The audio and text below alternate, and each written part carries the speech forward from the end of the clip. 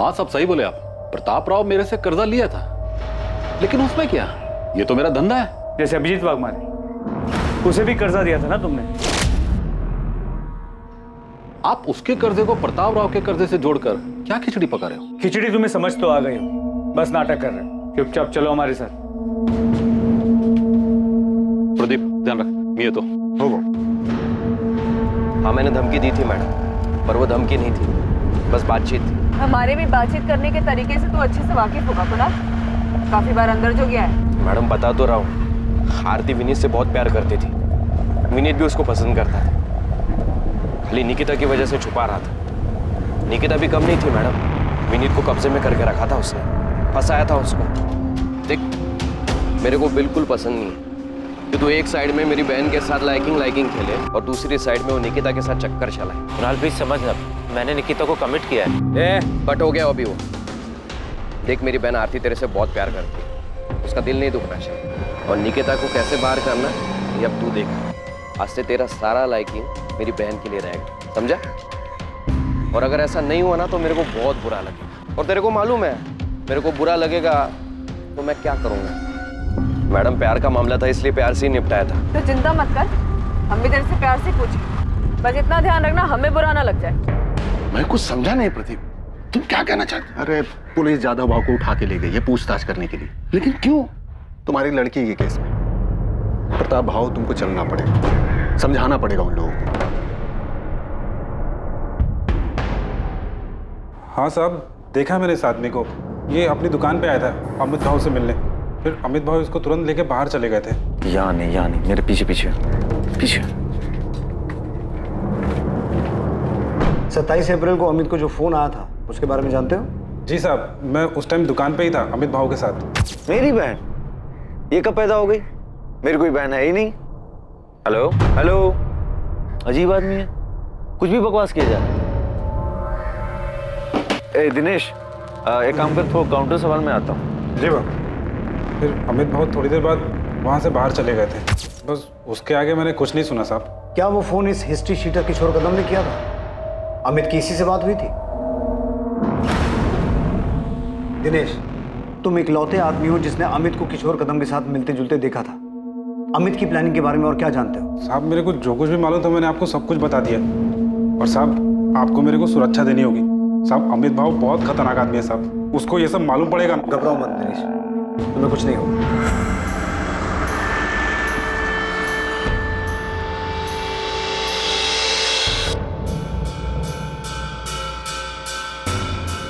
मोहिते, माने, मैंने महाबलेश्वर पुलिस को फोन कर दिया है, अभी निकलो, अमित भावे को उठा के लाओ। जी सर। आरती है तुम्हारे कजन कुणाल सामंत की फोन लोकेशन, जिसमें साफ दिखाई दे रहा है कि 27 अप्रैल को ये उसी एरिया में था जहाँ से हमें निकिता की लाश मिली। हाँ तो मुझे इसके बारे में कुछ नहीं पता। मैडम मैं आपको पहले ही बता चुका हूँ, हो सकता है मैं वहाँ से निकला हूँ, लेकिन अब सातारा इतना बड़ा भी शहर नहीं है कि किसी एक जगह से निकलना बड़ी बात है।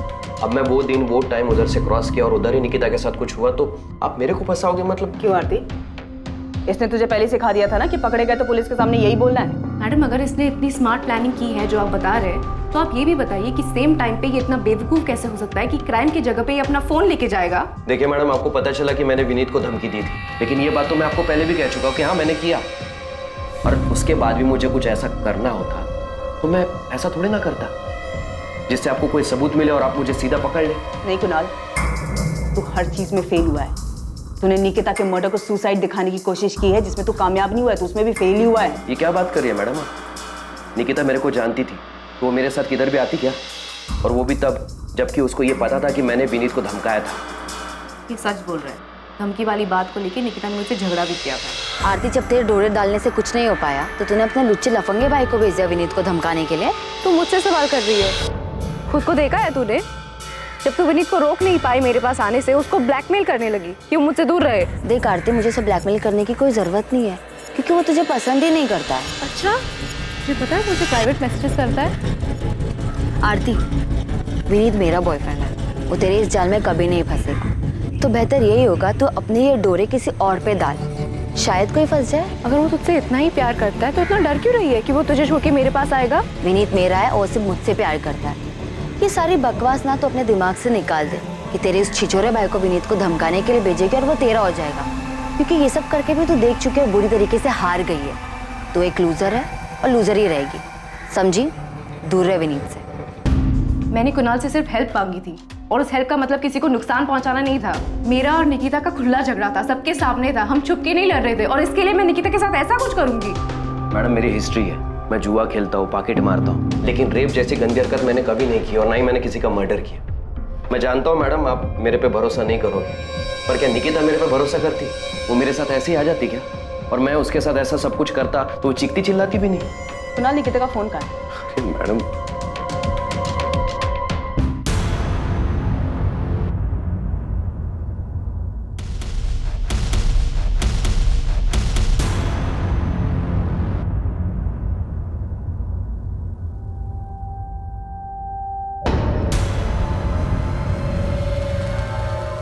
हमारे पास सबूत है कि 27 अप्रैल को जब निकिता का रेप और मर्डर हुआ था तो क्राइम सीन के आसपास ही थे। मैडम उस दिन मैं किसी काम से वहां गया होऊंगा, पर मैं निकिता को नहीं मिला। मैंने उसके साथ कुछ भी नहीं किया मैडम, मैं सच बोल रहा हूँ। ये एक लव ट्रायंगल था जहाँ पे हम एक दूसरे के खिलाफ थे, दुश्मन थे हम एक दूसरे के, झगड़ा करते थे हम एक दूसरे के साथ, लेकिन फिर भी मैं कुणाल को निकिता के पीछे नहीं भेजूंगी। इतनी सी बात आपको समझ नहीं आती? नहीं आ रही, क्योंकि ये झूठ है आरती। सच ये है कि तूने इस गुंडे को भेजा था विनीत को धमकाने के लिए कि ये निकिता से दूर है, लेकिन ऐसा हुआ नहीं। सच ये है कि निकिता अब जिंदा नहीं है, ये बताने के लिए कि ये गुंडा कई बार गया तो उसे धमकाने के लिए। सच ये है कि निकिता जिंदा नहीं है, बताने के लिए कि उसका रेप और मर्डर इसी कुणाल ने किया है। और इन सब के बावजूद तेरी सारी दलीलें झूठी साबित होती है, क्योंकि जब ये सब हुआ था तू क्राइम सीन के पास था। तुम दोनों से ना बहुत प्यार से बात कर ली है मैंने, तुम दोनों को प्यार की भाषा पच नहीं रही। मोहिते, डाल इसको जेल में और तब तक कूट जब तक सच बाहर नहीं आ जाता है। अरे मैडम मेरी बात तो सुनिए।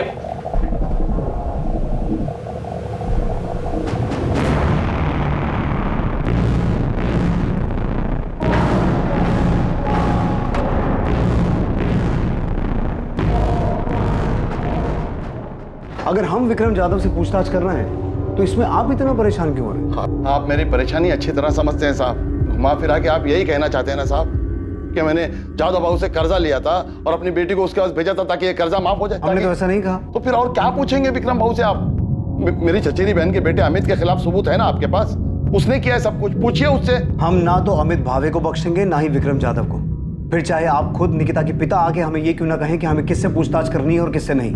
आप ये कहना चाहते हैं कि एक बाप ने खुद अपनी बेटी को उस आदमी के पास भेजा था जिससे उसने कर्जा लिया था? प्रताप राव जी, हम किसी ऐसे नतीजे पर नहीं पहुंचे हैं, लेकिन आप जिस तरीके से जोर देकर इस बात पे अड़े हुए हैं कि हमें विक्रम जाधव से पूछताछ नहीं करनी चाहिए, उससे कुछ चीजों पर शक हो रहा है। आपके लिए बेहतर होगा हमें हमारा काम करने दीजिए।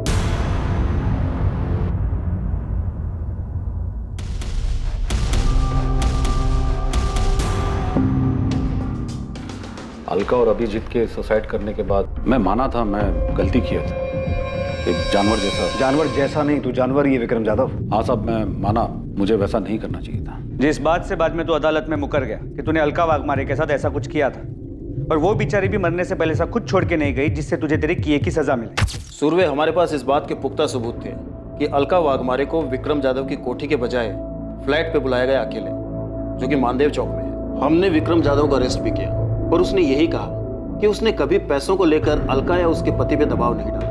मूल तो छोड़ो, 2 साल से ब्याज भी नहीं दे पा रही थी, जिसका इसने फायदा उठाया, और जब ये नहीं टूटा तो हमने इसके राइट हैंड प्रदीप को तोड़ा। एक आदमी और एक औरत ने सुसाइड किया प्रदीप, और तू जानता है कि ये सब तेरे उस जादव भाव के इशारे पे हुआ है। देख, वो तो जेल में जाएगा ही, अगर तू नहीं बोला तो तू भी जेल जाएगा। सच बोल रहा हूँ, अलका मैंने खुद उधर आई साहब ने खाली अभिजीत भाव को बोला था। अभिजीत भाव ने खुद अलका बहनी को उधर भेजा था। जादव भाव, इनके घर का कीमत अभी कुछ 14-15 लाख होगा, उतने में हो जाएगा। भाव, मैं हाथ जोड़ता भाव, ऐसा मत करो भाव, सर से छत मत छीनो भाव, मैं सारा पैसे दे दूंगा भाव। तू खाली बोलता है, लौटाता नहीं। शुरू में खाली 4 महीना तू ब्याज भरा है, उसके बाद हर बार तू आता है खाली जबान देकर चला जाता है। अभी क्या करेगा तेरा खाली जबान का मैं? जैसे जैसे होगा पैसे दे दूंगा भाव। ठीक है, अभी अगर तू ये जबान और दुहाई देने की बात छोड़कर कुछ और देने की बात करे तो मैं तेरा थोड़ा बहुत ब्याज, थोड़ा बहुत क्यों, बहुत सारा पैसा भी माफ कर सकता हूं। जादव भाव ने खाली प्रपोजल दिया था, कोई जबरदस्ती नहीं की थी। प्रपोजल नहीं कहते हैं इसे कहते हैं मजबूरी का फायदा उठाना, समझा? जिस दिन तेरे सेठ ने अलका के साथ ये सब कुछ किया था ना, उसी दिन अलका और उसके पति अभिजीत ने सुसाइड कर लिया था। पाड़ेकर, तुम्हें क्या लगता है निकिता के केस में भी यही हुआ होगा? इस विक्रम जाधव ने निकिता के बाप को प्रपोजल दिया, विक्रम ने निकिता के साथ जबरदस्ती की और 100% यही हुआ। नहीं तो एक सीधी सादी पढ़ने लिखने वाली लड़की जिसकी लाइफ में कोई प्रॉब्लम नहीं है, वो भला अचानक सुसाइड क्यों करेगी? पता नहीं, लेकिन मुझे यकीन है कि ये सुसाइड नहीं, मर्डर है। फिर बोल नहीं सकता, मगर ये कंफर्म है कि ये आदमी औरतों के मामले में घटिया है। साहब मैं मानता हूं मैंने गलत किया, पर अभिजीत और अलका के बाद आई शपथ मैंने ऐसा कुछ नहीं किया। और ऊपर से जब मेरे को पता चला कि प्रताप राव के साथ ऐसा कुछ हुआ है, तो मैंने सामने से खुद जाकर उसका कर्जा माफ किया। तो तू अब धर्मात्मा बन गया है जो सामने से जाके माफ किया? नहीं साहब, मैं धर्मात्मा नहीं बना साहब, मैं डर गया था। जब मुझे पता चला कि प्रताप राव की लड़की ने सुसाइड की करके, तो मेरी हालत टाइट हो गई। मैं समझ गया कि ले दे के प्रताप राव के कर्जे की बात सामने आएगी तो मेरी भी हिस्ट्री खुल जाएगी। इसलिए साहब मैं सच बोल रहा हूँ, मैंने सच्चे मन से उसका कर्जा माफ किया। साले पहले उसकी बेटी के साथ ये सब करेगा, फिर कर्जा माफ करने का नाटक करेगा? नहीं साहब, मैंने कुछ नहीं है किया साहब। आप बेकार में मेरे पीछे पड़ के असली मुजरिम को खुला छोड़ रहे हो। आई शपथ मैं बोल रहा हूँ साहब, मैंने कुछ नहीं किया साहब, मैंने कुछ नहीं किया। सचिन, इसके राइट हैंड प्रदीप को उठा। अलका वाघमारे केस में वो टूटा था, इस केस में भी वही टूटेगा। तबीयत से धुलाई करो उसकी। लेकिन सर मुझे नहीं लगता कि इस केस में ये विक्रम इन्वॉल्व है। अलका वाघमारे केस में विक्रम ने अलका का यूज किया और उसके बाद अलका और उसके पति ने सुसाइड किया। लेकिन सर इस केस में सचिन, मैं जानता हूं तुम्हें लगता है ये सुसाइड नहीं मर्डर है, लेकिन अगर कोई इस केस को सुसाइड की शक्ल देकर मर्डर को छुपा सकता है, तो सुसाइड को कवर अप करने के लिए कोई इस केस को मर्डर की शक्ल भी दे सकता है। ये जादव बहुत घटिया इंसान है। ब्याज कम करने के नाम पर अभिजीत वाघमारे को उसकी बीवी को अपने पास बुलाने का प्रपोजल दे सकता है, तो ये भी कर सकता है। ऐसे वाहियात इंसानों की फितरत कभी जाती नहीं। इसे लगा ही नहीं होगा कि निकिता सुसाइड कर सकती है। इसे क्या निकिता के बाप को भी नहीं लगा हो। बाहर वाले लोग जो बातें बना रहे हैं तो अलग, और मालती, शिवम, तुम लोग मुझसे ऐसे घटिया सवाल कैसे कर सकते हो कि मैंने निकिता को जादव के पास भेजा था? तुमको लगता है कि मैं ऐसा करूं? और आपको क्या लगता है ताई सुसाइड क्यों करेगी? उस आरती की वजह से। उसने सुसाइड नहीं किया है, ये सब उस कमीने अमित भावे ने किया है। उसने पुलिस को झूठ बोला है कि उसको गुमनाम फोन आया था। ये सब उस हिस्ट्री शीटर किशोर कदम ने किया है। पुलिस उस किशोर कदम को पकड़ नहीं पा रही है, इसलिए अपने आप को बचाने के लिए विक्रम की बलि चढ़ाना चाहती है।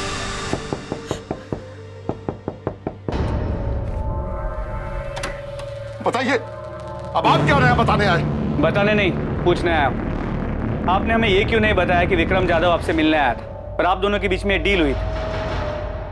मैं तुम लोगों का ख्याल रखेगा, तेरा भी शिवम का भी, समझ लेना। अब तेरे को कोई भी पैसा वापस देने का जरूरत नहीं है। मैं तेरा सारा कर्जा माफ कर रहा हूं। मैं तेरा दुख समझ सकता हूं। तो अगर वो खुद चल के मेरे पास आया और बोला कि तेरा कर्जा माफ, तो इसका मतलब आप ये निकालेंगे कि मैंने अपनी बेटी को उसके पास भेजा था? हम सिर्फ अपना काम कर रहे हैं। आपकी बेटी के मौत के बाद ये विक्रम जाधव जैसा घटिया आदमी अचानक इतना संत कैसे बन गया? मुझे नहीं पता, नहीं पता मुझे। मेरी हालत ठीक नहीं थी, इसलिए मैं पूछ भी नहीं पाया। इसका ब्याज टाइम पे दिया है मैंने, जाके पूछ लो उसको। विक्रम जाधव जो होगा सो होगा। आपकी हिम्मत कैसे है मेरे बारे में ऐसा सोचने की कि मैंने अपनी बेटी के साथ ऐसा कुछ किया है? ये सब उस अमित को बचाने के लिए तो नहीं कर रहे आप? कितना पैसा खिलाया उसने ये सब केस घुमाने के लिए, हाँ? और सुसाइड बोल के केस बंद करने के लिए कितना पैसा दिया है उसने? एक कॉल क्या आ गया मेरे फोन पे, आप लोग तो मेरे पीछे हाथ धोकर पड़ गए, जैसे मर्डर मैं नहीं किया। किशोर कदम कहाँ है? अरे कौन किशोर कदम? मैं किसी की दो डंडे की औकात नहीं तेरी, हमें पता है। वो गुमनाम आदमी का फोन नहीं था, निकिता के फोन से वो फोन तुझे किशोर कदम ने किया था। मैं तो पूछ रहा हूँ, साहब लोग पूछेंगे नहीं, सीधा तेरी आवभगत शुरू करेंगे, आज उतारेंगे तेरी लॉकअप में। कुणाल, पुलिस ने मेरे पीछे अपने लोग लगा रखे हैं, मेरे हर मूवमेंट पे नजर रख रहे हैं, मेरे फोन रिकॉर्ड्स तक निकलवा रहे हैं। तेरे को क्या लगा आरती, तू विनीत के लिए बावलो जैसी हरकतें करेगी और उसके बाद तेरे से कोई कुछ सवाल नहीं पूछेगा? मैंने कभी नहीं सोचा था कि निकिता के साथ ये झगड़ा उसके मौत पे खत्म होगा। तू मेरे पे इल्जाम डाल रही है क्या? देख, पुलिस को मेरे ऊपर पहले से शक है, तो क्यों ये सब बोलकर उनका शक गहरा कर रही है? और तो तू वहाँ पे करने क्या गया था जहाँ पे निकिता की बॉडी मिली थी? कहीं तूने तो नहीं? वाह वाह आरती, सही कर रही है। पर याद रख, अगर तू ये सब मेरे पर थोपेगी ना तो तू भी मेरे साथ कटघरे में है। मैं समझ गया तू कितनी सेल्फिश है। तूने विनीत के लिए मेरा यूज किया और अब जब निकिता मर गई तो खुद को बचाने के लिए मुझे बलि का बकरा बना रही है। एक बात याद रख, अगर तू मुझे फंसाएगी ना तो तू भी नहीं बचेगी।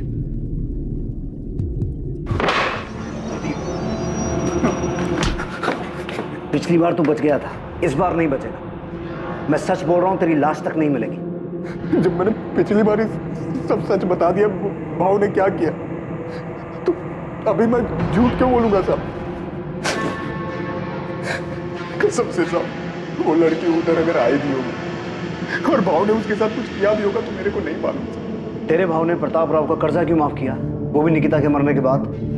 जितना मुझे मालूम है, भाव लड़की के मरने के बाद बहुत डर गया था। उसको वो अलका वाघमारे वाला मामला याद आ गया था। अभी अगर भाव और प्रताप राव किसी खोपचे में कोई डील किए होंगे तो मेरे को नहीं मालूम। निकिता का फोन कहाँ है? नहीं पता साहब। निकिता उधर मेरे सामने नहीं आई होती तो मैं फोकट में इतना मार खाता। झूठ बोलता, वो भी भाव को बचाने के लिए। तेरी दुकान में काम करने वाले दिनेश को खड़ा करूं तेरे सामने, बुलाऊं उसे? वो भी बोलेगा और तेरे कॉल रिकॉर्ड्स भी यही बोलेंगे कि तेरी किशोर कदम से बातचीत हुई थी। सर, मैं मानता हूँ कि किशोर से मेरी बात, उससे बातचीत नहीं, उसे साजिश कहता है, जो तूने किशोर के साथ मिलके की थी कि पहले निकिता का रेप करना और फिर उसे पेड़ से लटका देना। बोल, यही प्लानिंग की थी ना तूने?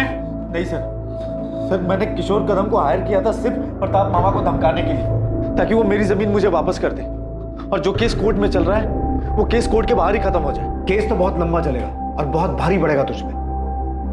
सिर्फ धमकी देने के लिए हायर किया था उसे, तो प्रताप राव को धमकी दी उसने?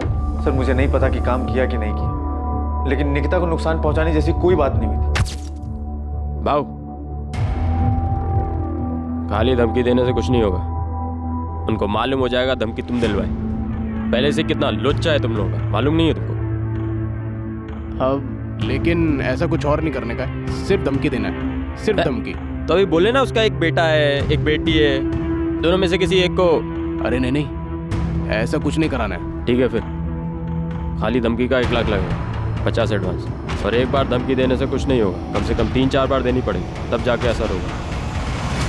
ठीक है, ये रहा एडवांस। और याद रहे, हाँ, सिर्फ धमकी देनी है, सिर्फ धमकी। किशोर कदम कहाँ है? सर, मुझे नहीं पता कहाँ है। तूने निकिता को इसीलिए टारगेट किया था ना कि तूने उसे सेटलमेंट करवाने के लिए फोन किया था और उसने तुझे उल्टा सुना दिया? नहीं सर, मैंने ऐसा कुछ भी नहीं करवाया, और किशोर को सिर्फ मैंने जबानी धमकी देने के लिए कहा था। और तुझे क्या लगा वो इतना दूध का दूल्हा है कि तू जितना कहेगा वो उतना ही करेगा? साले रेप की हिस्ट्री है उसकी। किशोर कदम का फोन कब से बंद है? जब से क्या? जब से निकिता के नंबर से मेरे नंबर पे फोन आया था, तब से उसका नंबर बंद है। तुझे उस दिन फोन किशोर ने किया था, अपने फोन की बजाय निकिता के फोन से। उल्टा तुझे ही टोपी पहना गया वो, है ना? मुझे भी उस दिन 1 मिनट के लिए ऐसा ही लगा था कि कहीं किशोर ने कोई अलग कांड तो नहीं कर दिया, लेकिन मैं सच कह रहा हूँ, उस दिन फोन पर किशोर नहीं था। अजीब आदमी है, कुछ भी बकवास किया जा रहा है। सर, मुझे बाद में ठनका कि कहीं किशोर ने मुझे फंसाने की कोई चाल तो नहीं चल दी। सर, मैं बहुत घबरा गया था। मैंने किशोर को फोन किया, उसका फोन बंद आ रहा था। सर, आज तक बंद है। तो तू उसी टाइम समझ गया था कि बहन मतलब निकिता, और किशोर ने 100% उसके साथ कुछ किया है। उस दिन किशोर को सिर्फ मैंने धमकी देने के लिए कहा था, और कुछ नहीं। और जो फोन पे आवाज थी सर, वो किशोर की नहीं थी। सर, मैं सच कह रहा हूँ, मैं झूठ नहीं कह रहा। उस समय तक सारे नंबर मेरे मोबाइल में ट्रांसफर नहीं हुए थे, और किशोर को सिर्फ मैंने धमकी देने के लिए पैसे दिए थे। अच्छा, मतलब वो रेप और मर्डर उसने अपने मन से किए थे। चल, मान लिया हमने कि तू बहुत ही शरीफ आदमी है। जा महाबलेश्वर, जा अपने घर, जा आराम कर, जा।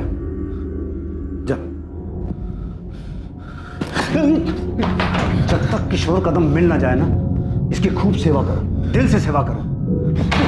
निकिता के साथ जो कुछ भी हुआ है, यही साला उसकी जड़ है। सर, मैं सच कह रहा हूं, मैंने कुछ नहीं किया सर।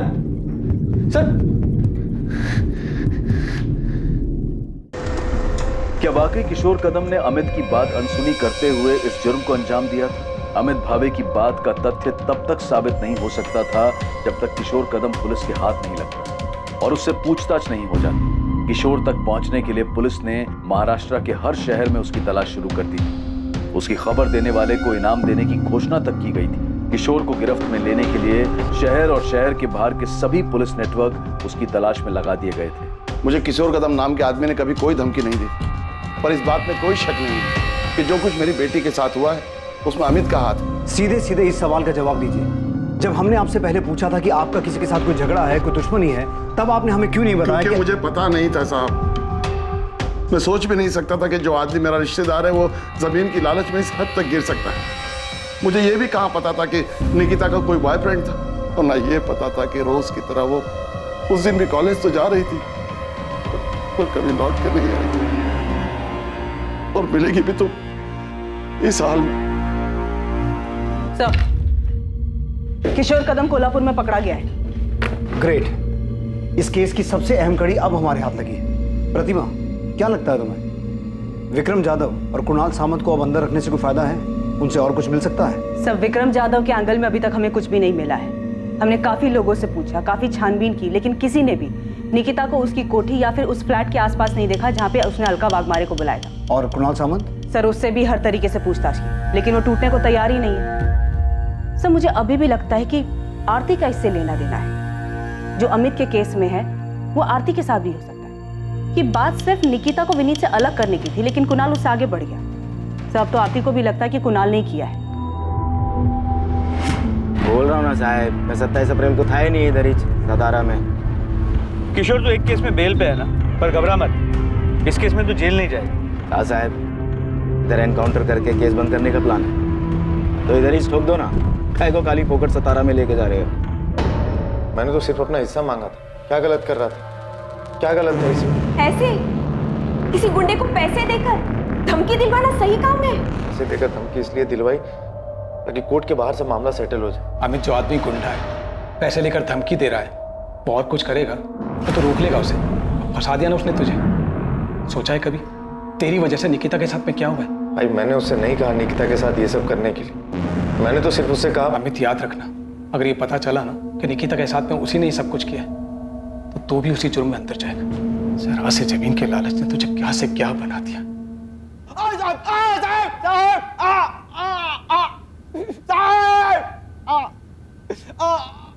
3 दिनों तक लगातार पूछताछ और मार खाने के बावजूद किशोर कदम ये कबूल करने को तैयार नहीं था कि उसने ये जुर्म किया था। वो सिर्फ इस जुर्म से ही नहीं बल्कि इस बात से भी इनकार कर रहा था कि अमित भावे से पैसे लेने के बावजूद उसने कभी निकिता को निशाना बनाया या उसके परिवार के किसी इंसान को धमकी भी दी थी। सोच ले किशोर, यहीं सड़ता रहेगा, बाहर की हवा कभी नसीब नहीं होगी। ना तुझे ना अमित भावे को। थक जाओगे साहब, मैं फिर भी यही बोलूँगा, हम नहीं थकेंगे, हमारी चिंता मत कर। अब अगर अपनी सलामती चाहता है तो ये बता कि रस्सी कहाँ से खरीदी? हाथ से गला घोंट के मारा या रस्सी गले में डाल के? साहब, जब इतना मान के बैठे हो तो मेरे मुंह से सुनने का क्या मतलब? साहब, मैंने पैसा धमकी देने के लिए लिया था और वो भी नहीं दिया, खाली पैसा कब्जी किया।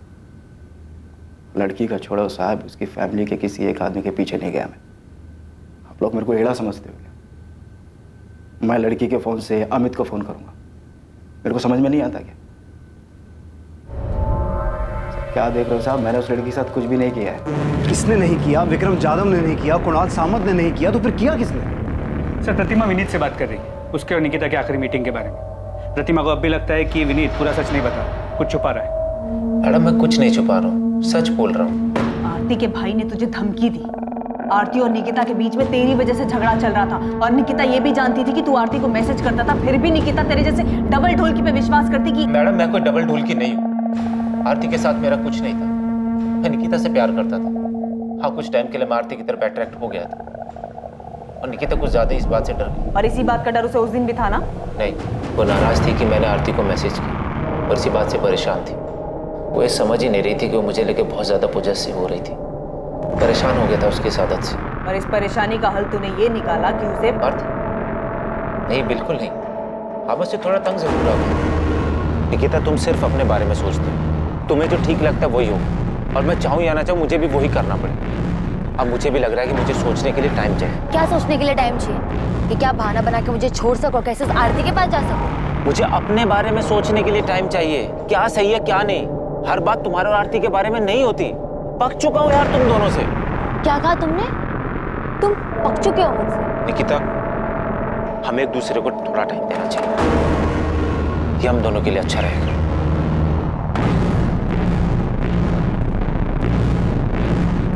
बाय।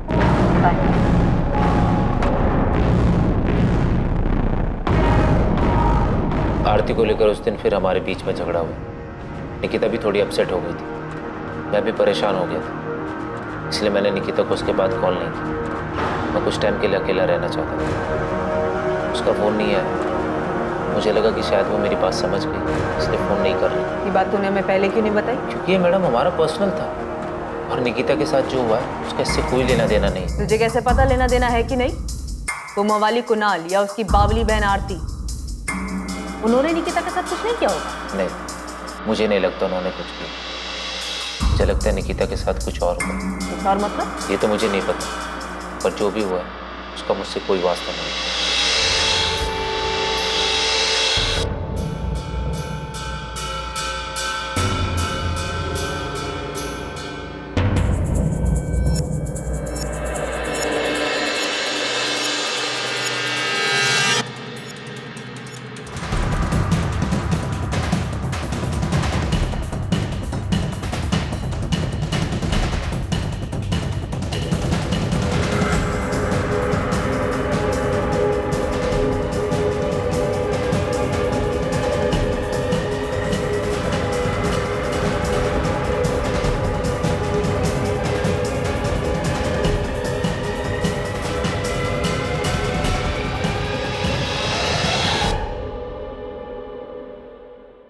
सर, मुझे लगता है कि हम इस बात पे अटक गए हैं कि निकिता का मर्डर हुआ है, जो कि इन सस्पेक्ट में से किसी ने अपना मकसद पूरा करने के लिए किया है। प्रतिमा, फिर से ये मत कहना कि तुम्हें अब भी लगता है कि ये सुसाइड का केस। प्रतिमा, अगर सुसाइड किया हो तो उसके पीछे कोई रीजन तो होना चाहिए। विक्रम जाधव की थ्योरी में कोई भी सुराग सामने नहीं आया कि उसने निकिता के साथ रेप किया, इसी वजह से उसने सुसाइड किया। तो फिर क्या हो सकता है? पता नहीं सर, पर मुझे अभी भी लगता है कि कुछ तो था जिसकी वजह से निकिता दुखी थी। ये हमने सीसीटीवी फुटेज में भी देखा है। प्रतिमा, हमें ये भी पता है कि उसके मरने से पहले उसके साथ रेप हुआ था। यस सर, याद है मुझे। सर, ये सुसाइड नहीं, मर्डर है। अगर हम ये मान भी लेते हैं कि विक्रम जाधव ने उसके साथ कुछ किया था, वो उसे बर्दाश्त नहीं कर पाई और उसने सुसाइड कर ली, तो तब भी उसके फ़ोन के गायब होने के पीछे क्या कारण हो सकता है? क्या उसने सुसाइड करने से पहले अपना फ़ोन खुद फेंक दिया, जो आज तक नहीं मिला? सर, इससे ये साफ हो जाता है कि ये सुसाइड नहीं, मर्डर है। और ये मैं 100% श्योर होकर कह सकता हूं। निकिता को रस्सी से गला घोट के मारा गया और फिर उसी रस्सी से उसे पेड़ से लटका दिया गया। इसीलिए उसके गले पे सिर्फ रस्सी का निशान, और पेड़ पे लटकाने की वजह से उसकी गर्दन की हड्डी टूट गई, जो हमें कंफ्यूज कर रही है। सर, क्राइम सीन पे निकिता का फोन नहीं मिला है, इससे ये साफ होता है कि जिसने भी निकिता को मारा है वो उसका फोन अपने साथ लेकर चला गया। पर ये हो कौन सकता है? सारे हिस्ट्री शीटर्स को हमने तोड़ा है, उन पर नजर रखे हुए हैं, उनमें से कोई नहीं है, तो फिर है कौन?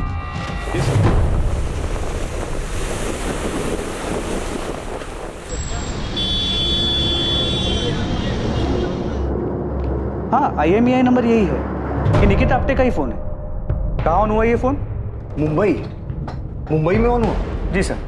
और निकिता के फोन में जो नंबर यूज हो रहा है वो ये है 444761। इस नंबर की पूरी डिटेल्स मंगवा ली है। हमने अपने नंबर से कॉल नहीं किया, मोहिते को भेजा है PCO से कॉल करने के लिए, ताकि पता चल सके कि ये नंबर ऑन है या नहीं।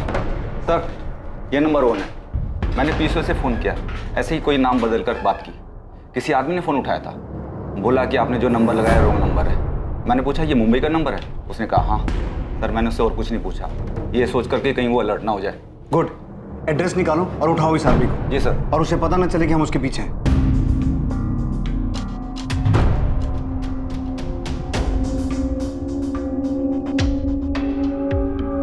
सर, नंबर किसी अविनाश मोरे के नाम पे रजिस्टर्ड, कांदिवली का एड्रेस। फौरन मुंबई के लिए निकलो और इस आदमी को उठा के लाओ। प्रतिमा, इसकी फोटो निकिता की फैमिली को दिखाओ और पता करो इसे पहचानते हैं क्या, और ये भी चेक करो इसकी कोई क्रिमिनल हिस्ट्री है क्या। ठीक है सर।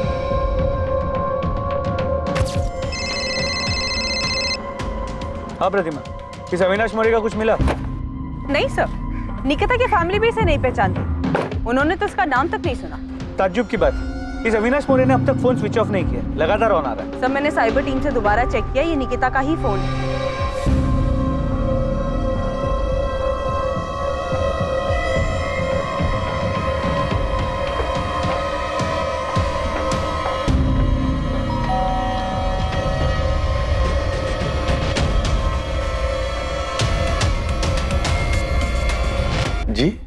अविनाश मोरे। जी भाई हूँ। तू जो फोन यूज करता है वो कहाँ है?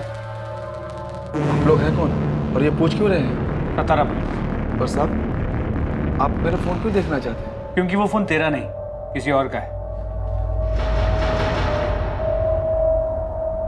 नहीं ये तेरा फोन नहीं। साहब ये मेरा ही फोन है। तेरा नंबर 444761 3 दिन पहले एक फोन में एक्टिव हुआ था। वो फोन कहाँ है? साहब लेकिन हुआ क्या है? 3 दिन पहले तेरा नंबर जिस फोन में एक्टिव हुआ था वो फोन सतारा के निकिता आप्टे का है, जिसका 6 महीने पहले रेप और मर्डर हुआ है। वो सब तो मुझे पता नहीं है, लेकिन इसी फोन में मैंने 3 दिन पहले सिम डाला था। अविनाश वो फोन ऐसे नहीं, ऐसे दिखता है। सर इसे लॉकअप में ले जाके पूछते हैं, तब याद आ जाएगा इसे।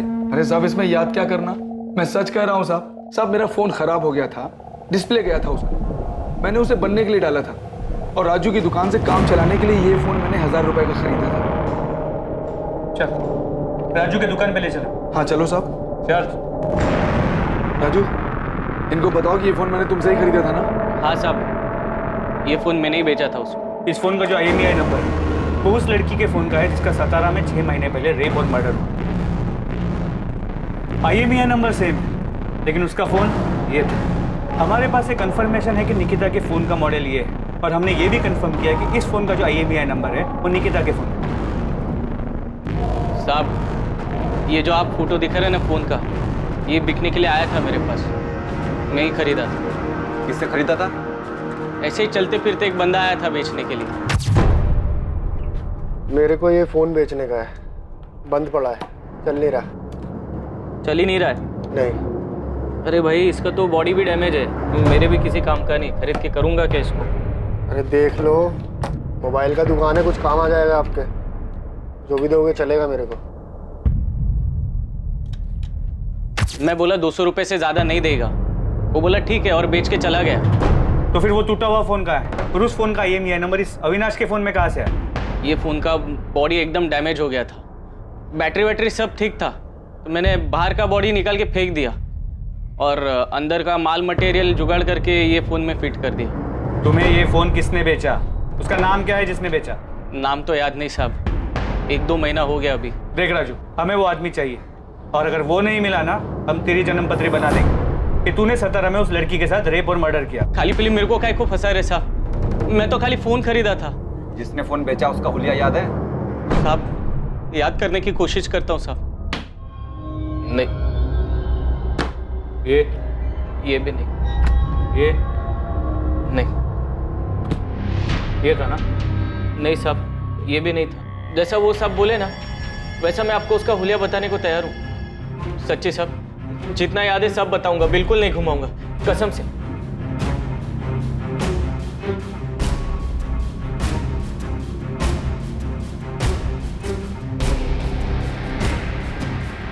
सर राजू सच बोल रहा है, उसे जितना याद था उसने पूरी ईमानदारी के साथ याद करके स्केच बनवाया। ठीक है, फिर भी यहाँ मुंबई पुलिस को बोलता हूँ इस राजू पे नजर रखें और तुम पता करो कि निकिता के पहचान में कोई है जो स्केच वाले आदमी को जानता है। ठीक है सर। स्केच को तुम्हारे फोन और मेल दोनों पे भेजा।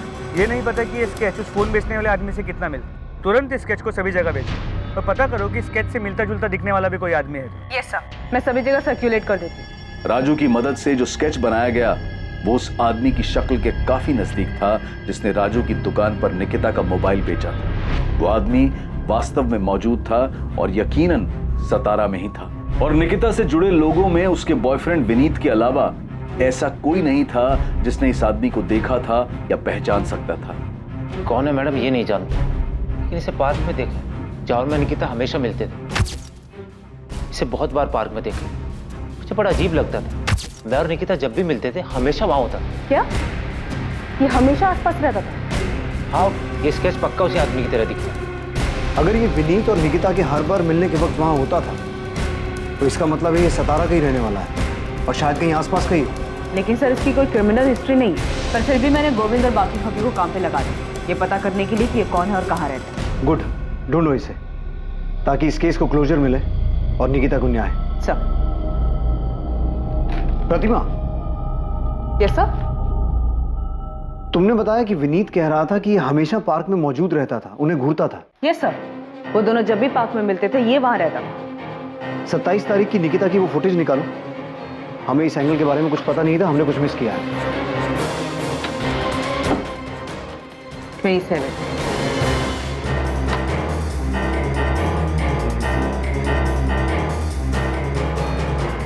ये निकिता निकली, इसके पीछे तो नहीं दिख रहा। एक काम करो, निकिता के दिखने से 5-10 मिनट पहले का फोटो चेक करो।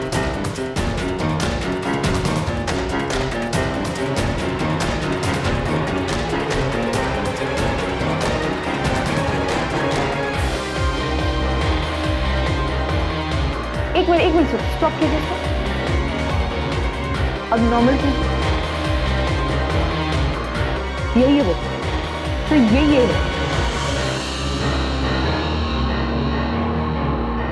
हाँ,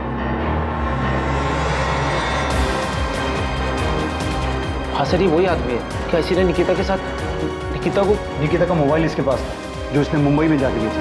ये है कौन? साहब इस तरफ प्रशांत केलकर नाम है इसका, इलेक्ट्रिशियन है, यहीं सातारा का ही है। पुलिस ने इस आदमी का स्केच बनवाया था, उसे 27 अप्रैल की सीसीटीवी फुटेज में पहचान लिया गया और पुलिस अपने मुखबिर की मदद से उस तक पहुंच गई। जी चल आजा। क्या हुआ साहब, क्या बात हो गई? साले 6 महीने से भटका रहा है, पूछ रहा है क्या हो गया? मुझे नहीं पता क्या हुआ। चल अब चल। प्रशांत केलकर नाम है, इलेक्ट्रिशियन है। विनीत ने बताया कि निकिता विनीत जब भी पार्क में मिलते थे ये हमेशा वहां होता था। ये कौन है? ये किशोर कदम की तरह कोई दूसरा आदमी जिसको अमित ने पैसे देकर निकिता को? नहीं, प्रशांत हिस्ट्री शीटर नहीं, उसे पुलिस स्टेशन ला रहे हैं, फिर पूछताछ करेंगे उससे। मैडम इस आदमी का मेरी बहन से क्या लेना देना? पता नहीं शिवम, अभी कुछ नहीं बता। ऐसे ही बोलेगा या इलेक्ट्रिक शॉक खाएगा? बिना झटका खाए बोल दे बेहतर। निकिता का फोन तेरे पास था, उस मोबाइल शॉप वाले राजू ने तुझे पहचान लिया। ऐसे प्यार से नहीं बोलेगा सचिन। प्रशांत केलकर, निकिता के साथ वो सब तूने किया ना? मैं सही बोल रहा हूँ?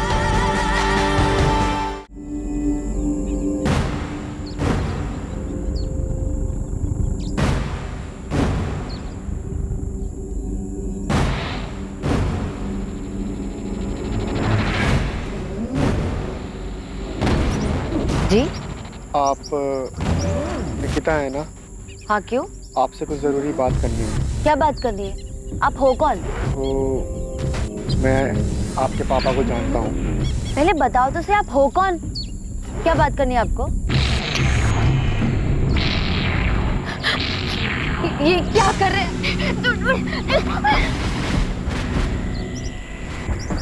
क्या आप मेरे साथ चल, वरना यहीं काट दूंगा। प्लीज मुझे जाने दो।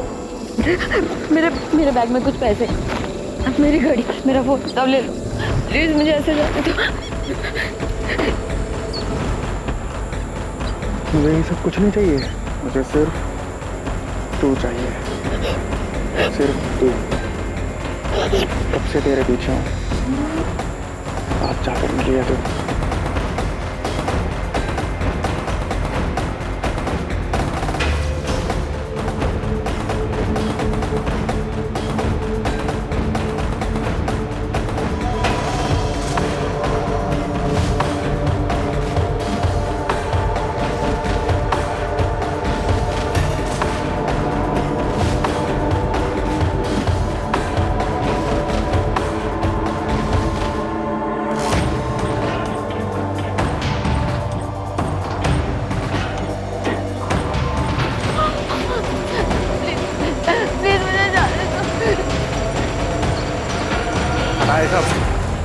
मुझे तेरे को वैसे देखना है जैसे मैं तेरे को सपने में देखता हूँ।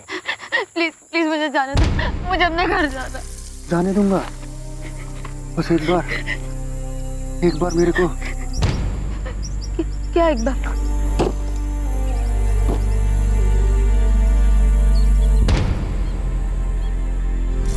ये ले, पहन ले।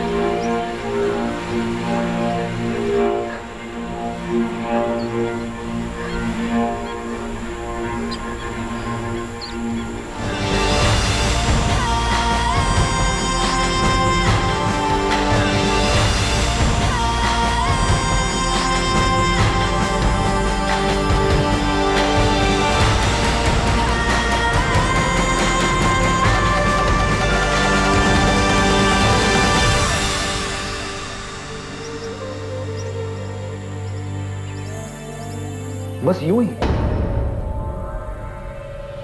तूने उसे देखा, वो तुझे पसंद आ गई, इतना कि वो तेरी सनक बन गई। निकिता का फोन तेरे पास 6 महीने से था, तूने उसे ऑन क्यों नहीं किया? वो 6 महीने बाद मुंबई जाके क्यों भेजा? मैं अखबार में पढ़ रहा था। जोर से बोल, जोर से बोल, सुनाई देना चाहिए। मैं मामला ठंडा होने का इंतजार कर रहा था। 27 अप्रैल का दिन तूने इसलिए चुना क्योंकि निकिता उस रास्ते से जाने वाली थी। हाँ, मैंने पहले भी कई बार कोशिश की थी, पर सड़क पर कोई ना कोई आ जाता था। तो तूने देखा कि 27 तारीख को उस रास्ते पे आसपास कोई नहीं था, सुनसान था, तो तूने ऐसा किया? हाँ। तूने निकिता के भाई अमित को फोन क्यों किया? तू जानता है उसे? नहीं। तो उसे फोन क्यों किया?